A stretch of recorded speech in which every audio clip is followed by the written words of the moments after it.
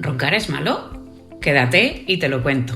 El ronquido en sí es una vibración, un ruido, y cada vez que roncas, tu vía aérea se está estrechando, por lo tanto entra menos aire. Tu cerebro detecta peligro, con lo cual te despiertas de forma constante, y tú ni te enteras. Pero tu cuerpo sí. Acelera el corazón, aumenta la inflamación, no descansas. En definitiva, roncar es malo. Roncar es el primer síntoma de que tu cuerpo está luchando por respirar. No es solo un sonido, es un aviso de que tu garganta se colapsa y eso puede evolucionar a una apnea del sueño. Escribe ronquido si quieres empezar a revertirlo con hábitos reales y no con máquinas.